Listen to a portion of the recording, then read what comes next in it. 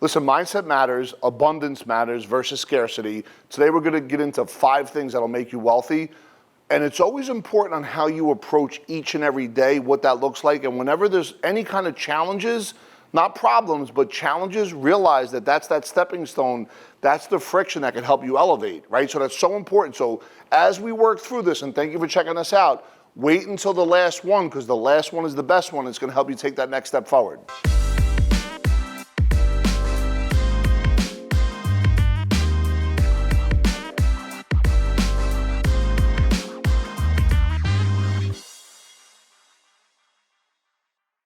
Okay, so are the wealthy different? I mean, are you saying, are they aliens? Are they from out of this world? The question is no. The answer is no to that. But they do think differently. They have an abundant mindset tied to whatever they're doing. I'm talking about first generations at least. And at the end of the day, what I've noticed about wealthy folks, the ones that continue to survive financial success, $1 million to $5 million to $10 million to $100 million, they have the same habits and rituals. However, I've also seen people go from 5 to 10 to 20, but self-sabotage because they feel on some level they don't deserve it. That's another thing for another day. We'll get into that in a little while. But many people assume that the wealthy inherit their riches. However, 80% of millionaires are self-made. These millionaires had to get creative and work for their money. Yes, they had to break through barriers. They had to do what somebody else wasn't doing in their space. They had to provide more value than their competitors, and they had to work that extra hour every day, make that extra call, sacrifice that extra thing, miss time with their family in order to be able to achieve that first level of success. So it comes down to mindset, it comes down to creativity that's tied to intentionality. But yes, what I believe personally, that the wealthy, they think differently, but they're not different. So here it is with the wealthy, when you're looking at recessions. Right now we're in a recession, and the folks that have multiple streams, and they say, according to the IRS, that most millionaires have, they say 7 streams of income, but we'll just say you must have multiple streams of income. So what does that look like? That looks like your primary business, number one. That looks like income from real estate because you did it the right way. That looks like, being able to consult in businesses that have nothing to do with your business. So they're not correlated, and being able to get income from there, and just naturally being good in sales that always produces income. But also, at the end of the day, to have your money positioned properly, that even if we're in a recession here, there's other areas that are going to begin to start really skyrocketing, and the folks that are liquid now can take advantage of those opportunities that'll be on sale and be able to really kind of take advantage of this mindset. And I think anybody that watches this video, in your life, you may have had money at one point or not, but the times you have money, there's not a lot of fear.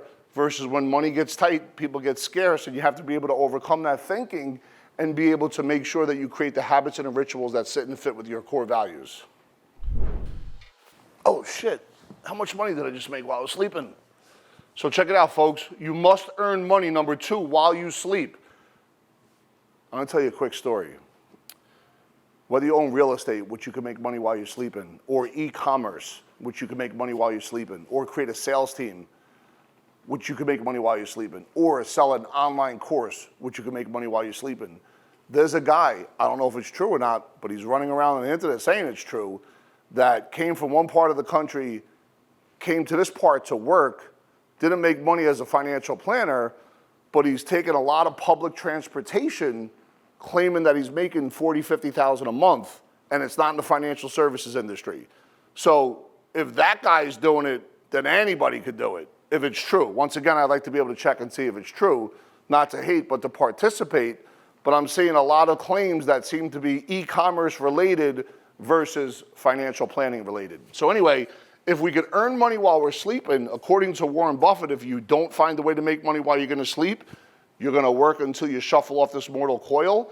So at the end of the day, if you come from a blue collar background like I do, or if you come from a scarcity mindset like I did, or if you come from a place where maybe you're second generation wealth and you just blew the money, it's important to change your style up and really ask yourself a different question, and to understand that we live in a time right now in history that allows us, without college degrees, to really be able to crush it financially. As long as we're intentional, we have the right people around us that lead us and show us what to and what not to do, that are good coaches and mentors, then you could begin to earn money while you're sleeping as well.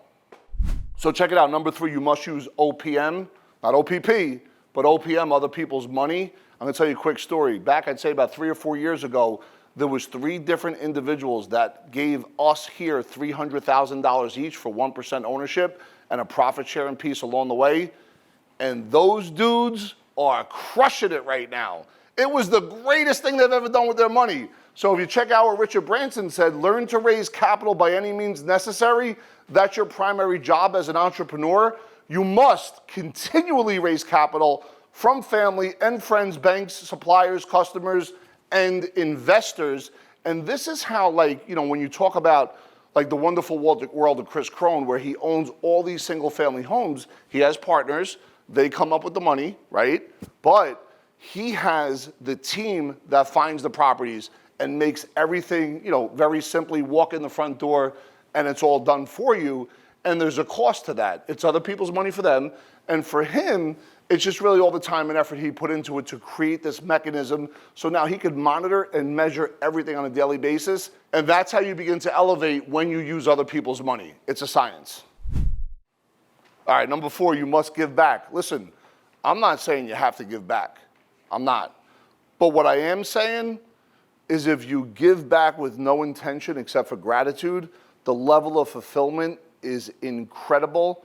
I used to donate to American Foundation for the Blind. Didn't make me feel good.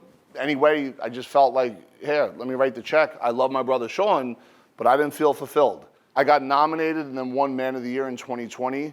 It was good because I raised money, but once again, the fulfillment wasn't there because I felt like I didn't see where the money was going. And then I got the gift of all gifts. Chris Crone asked me to go to Ukraine. And when I went to the Ukraine, I said, if I'm gonna write a check, I wanna know where the money's going. And I knew exactly where and who it was going to. And being there and seeing where the money went, there was no greater fulfillment. And as I shoot this video, we're giving money next month to CFC Recovery, and we're the lead sponsor. It's gonna be in September at the end of the month here in New Jersey. They've created a alternative to a 12-step program. People are sober one day at a time in this process, which is really tied to current medicine and current mindset. When I say medicine, I mean, you know, Eastern philosophy and all these other things that tie into staying sober one day at a time. There's over 15,000 members. Myself, I haven't had a drink since July 1996, so it meant something to me, and being around all these folks is such an important thing. So for me, and I offer this to you, if you're gonna give without any intention except for gratitude, but ultimately for fulfillment on how you feel, because you're helping making the world a better place. So there's a reason that Warren Buffett, Bill Gates, Oprah give so much money to charity, and yes, they do get a write-off, no doubt about it. You know, they know that the key to wealth is to share it with others, but I firmly believe these 3 folks wanna leave this mortal coil better than when they came, and that they are difference makers, Steve Jobs style, that wants to make a dent in the universe. Tony Robbins says if you keep giving and contributing, you're gonna keep climbing up that mountain and creating a new base camp increase. So listen, at the top, I told you to stay for the last one, and this is number 5, and it's about mindset. It's about abundant versus scarcity. And right here, you must operate on opportunity rather than the fear of failure. If you have a fear of failure, it will show up. If you tell yourself these questions that I don't know if I could do it, or it didn't work the last time I did it, it'll show up again, I promise you. But if you look at things when they come to you, and if you get that queasy feeling in your stomach because you're a little bit uncertain, ask an empowering question. What can I learn from this? How can I get better? And turn this into a golden opportunity. So check it out, folks. The fear of making decisions is a result of fearing to make a mistake. So you're kind of stuck, you're frozen. The truth is the fear of mistakes has a greater impact on you than making the mistake. So it's almost like the pain-pleasure principle. If you really think about it, people, you know, they feel more torn when it comes to losing something than the joy of gaining something. So it's almost like if something gets taken away, that's worse than the actual joy of achieving something. I'm speaking in general terms. So when you're fearful, that's when certain people would tell you to get greedy. What I'm gonna say is when you're fearful, take a step back, take a deep breath, analyze the situation logically, remove the emotion, ask yourself empowering questions, and then you could decide if that decision makes sense or not. But what I can say is this: in moments of fear, that's your greatest time to be able to take that next step forward in life. Okay, so go ahead and click the link below. One of the team members will get back to you, answer any questions that you have. If there's other videos you want us to do, please put it in the comment section. And most importantly though, be prepared. Understand there's no obligation on your part. We're here to answer any and all questions. And always remember to hit that subscribe button, because every day we're dropping new daily content that can provide education for you that you deserve.